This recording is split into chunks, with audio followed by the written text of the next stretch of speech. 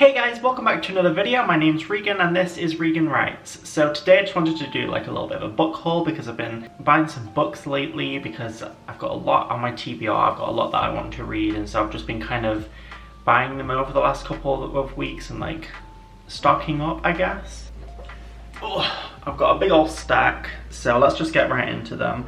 I'm planning on reading most of these during this year, to be honest. It's only like a mini haul, but I thought I'd talk about them anyway just because I'm going to be reading them soon. So without further ado, let's just get into it. So let's start off with The Seven Husbands of Evelyn Hugo. Now this book has made the rounds on BookTok, BookTube for at least like a year or two now, I think. You can't go anywhere on either platform without finding this book somewhere.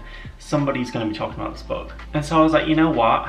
I'm gonna get it. Because first of all, it was on offer when I got it. I think it was like 2 books for £8 or something like that. And I got another one of these that I have with me at the minute in that deal. And so I was like, that's a bargain. That's like £4 for this book basically. And since it's so well reviewed, so many people like it, of all different types of people as well. Because I feel like some books people will give really good reviews to, but they'll like a lot of other books that I don't really enjoy or I'm not really into. But with this book, I haven't seen a single bad review for it. I haven't even seen anybody say it's just okay or like overhyped. I have not seen a single negative review for this book from anybody that I watch on BookTube, any of the reviews I've seen on BookTok. So I'm like, I have a lot of expectations for this book, very high expectations.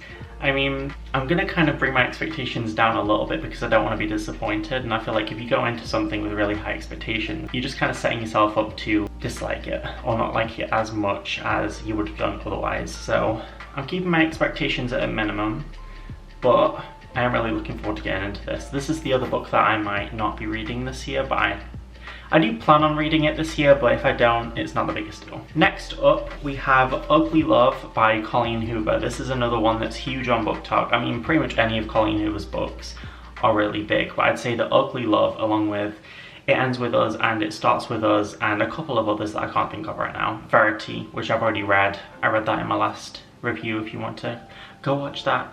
Yeah, no idea what this is about. I'm guessing it's like most of her other books, like romance, drama kind of stuff. So I'm kind of looking forward to getting into it, but at the same time, I didn't love Verity. I thought it was definitely entertaining, but it wasn't anything special. I did think it was a little bit overhyped because I still see people talk about Verity as if it's like the second coming of Christ, and it's just not that. It's really not. It's good, it's okay, it's fine, but it's just not, you know, the best. But I'm looking forward to getting into Ugly Love. So while we're on the topic of Colleen Hoover, I also picked up It Ends With Us. Now this is another one of those really hyped up, talked about books on book. This might be like the book of the moment right now. Everybody and their grandmother is talking about this. And so I got FOMO, so I was like, you know what, I'll pick it up, I'll read it. These are pretty short books, so I could read this in like 2 days, especially with the audiobook.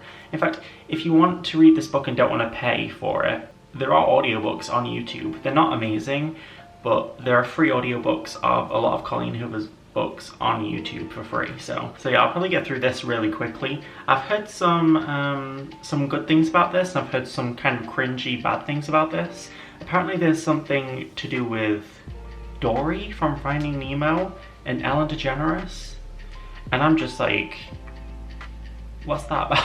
I just want to know what that's about. We're going to be finding out. I might do a reading vlog for this. In fact, I might also get, I don't have it in this haul, but I might also get It Starts With Us because I know that that's kind of like a sequel, prequel type of book.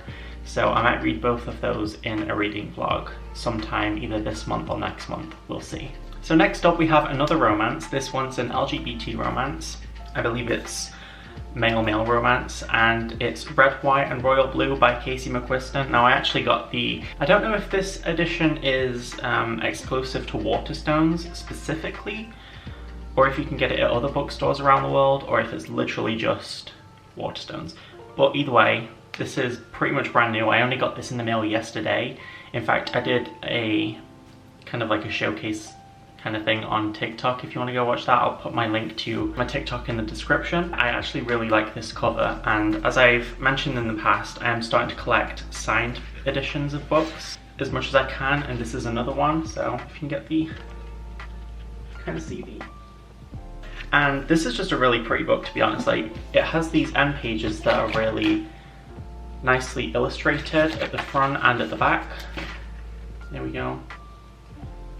Yeah, so it's got these really nice illustrations on the end pages, and also the edges are sprayed pink, which is really cool. I kind of forgot about that, to be honest. When it arrived and I saw it, I was like, oh, it's sprayed, but it's really cute. This is kind of one of those books that I don't really know a whole lot about. I've just heard a lot of good things about it on BookTok and BookTube, and so I was like, you know what, I'll pick it up since there's a new edition coming out and it's a signed edition.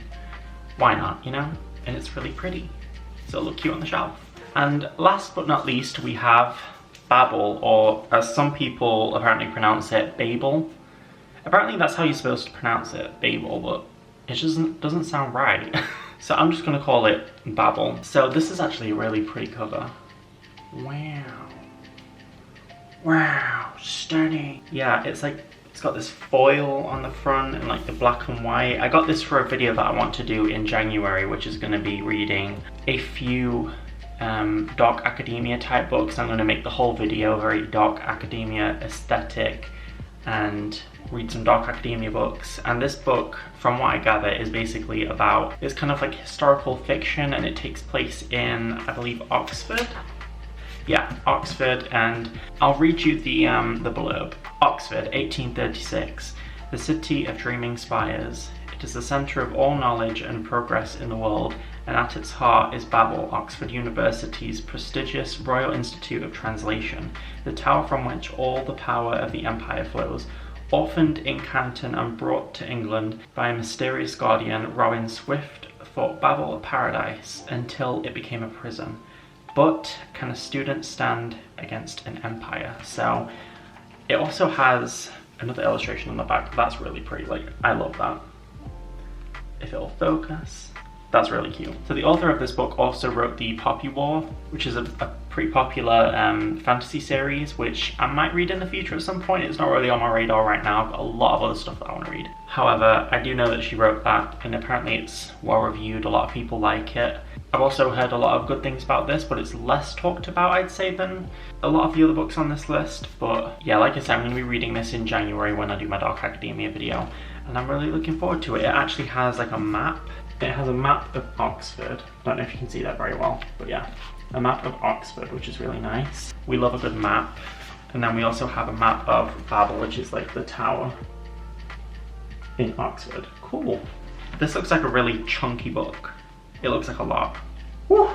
I think it's like over 500 pages, like nearly 550, so it's gonna be a long one. If the lighting keeps going like off and on this video, it's because it's really cloudy today, and it keeps passing by like really thick clouds and then thin clouds, so it's just getting darker and lighter every 2 seconds. But the video's over now, so those are all the books that I'm going to be reading over the next couple of months. And I mean, I've got a lot of other books that are still to come that I'm going to be reading over the next couple of months as well, but I might do another video in the future with those ones. But that's going to be it for today's video. I hope you enjoyed. If you did, please leave a like, and if you haven't already, please subscribe if you want to, and I will see you in the next video. Bye!